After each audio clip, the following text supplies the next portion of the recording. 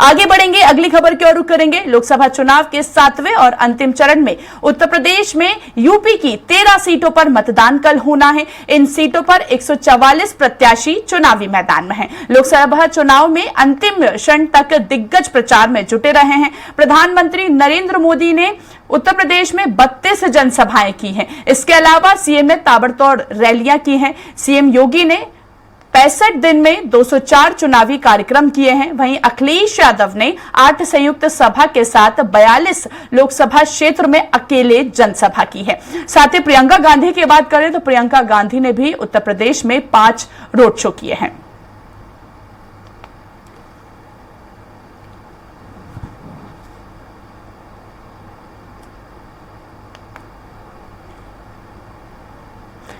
चलिए तो ज्यादा बातचीत करेंगे, सहयोगी पवन का रुख करेंगे। हमारे साथ अधिक जानकारी के लिए लाइव जुड़ चुके हैं।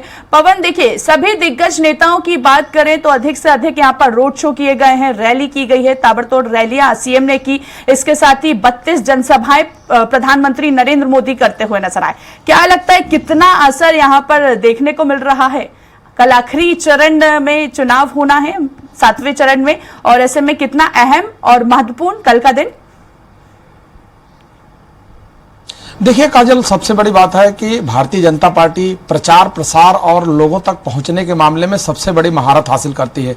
जब इसका चुनाव चाहे 2019 का हो, 2014 का हो, 2017 का हो, कोई भी चुनाव होता है तो वो उसके अगले वाले चुनाव की तैयारी तुरंत से शुरू कर देते हैं। 2019 की बात करें तो 19 के चुनाव के तुरंत बाद भारतीय जनता पार्टी, उसका संगठन, उत्तर प्रदेश सरकार और केंद्र सरकार, सभी लोगों ने अपने एजेंडे को सेट करके 2024 के जो चुनाव थी उसकी तैयारियां शुरू कर दिए थे।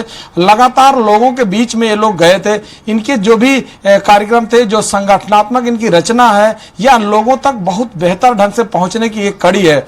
इन्होंने सबसे पहले जो संगठन बनाया, उस संगठन में जिले का, ब्लॉक का, गांव का, ग्राम पंचायत का, इसके बाद पन्ना प्रमुख और अंत में परिवार प्रमुख बनाकर लोगों तक पहुंचने के लिए एक बहुत बड़ा कड़ी और बहुत बड़ा संगठनात्मक रचना किया था, जिसको लेके भारतीय जनता पार्टी हमेशा लोगों के बीच में रही। चाहे उत्तर प्रदेश सरकार हो, केंद्र सरकार हो, इनकी जो उपलब्धियां थी उसको गिनाने में लोगों तक पहुंची रही।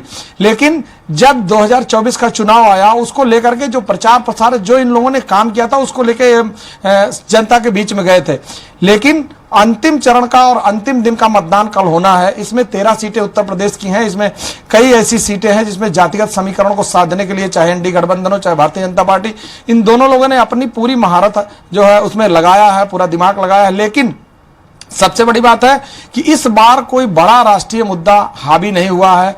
अलग अलग सीटों पे अलग अलग मुद्दे रहे। लोकल राजनीति काफी हावी रही। वहां का जो कैंडिडेट है उसको देखा गया, लोकल मुद्दे क्या रहे, लोकल लोगों ने क्या सपोर्ट किया है, चाहे वो एनडीए गठबंधन हो, चाहे भारतीय जनता पार्टी हो। और कुल मिला के हम प्रचार की बात करें तो प्रधानमंत्री नरेंद्र मोदी के बाद उत्तर प्रदेश के मुख्यमंत्री योगी आदित्यनाथ ने करीब 204 जनसभाएं की हैं। उत्तर प्रदेश और पूरे देश में सबसे ज्यादा लोकप्रियता प्रधानमंत्री के बाद मुख्यमंत्री योगी आदित्यनाथ की रही है।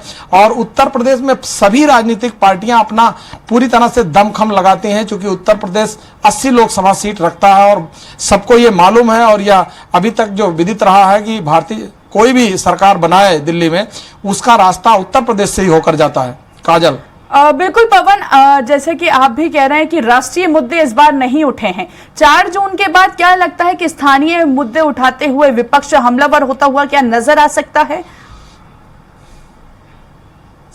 देखिए, सबसे बड़ी बात है कि इससे पहले 2019 के चुनाव में अगर हम देखें या 2014 में, तो विपक्ष काफी कमजोर साबित हुआ था, बहुत कमजोर दिख रहा था।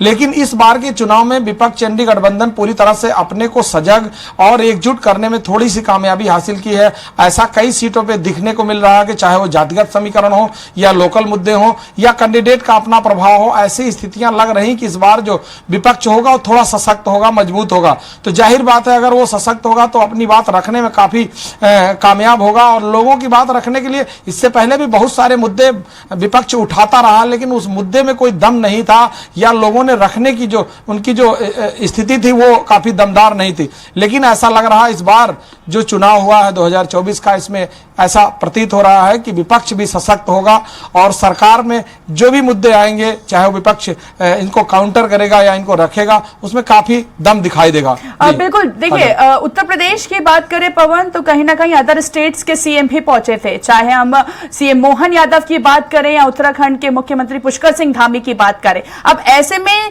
अदर स्टेट्स के सीएम वहां पर पहुंचे, जनता के बीच पहुंचे, क्या लगता है कितना रिस्पॉन्स जनता दे पाएगी? अदर स्टेट्स के सीएम ने भी चुनावी जनसभा को संबोधित किया था उत्तर प्रदेश में, इसका असर देखने को मिल सकता है कल?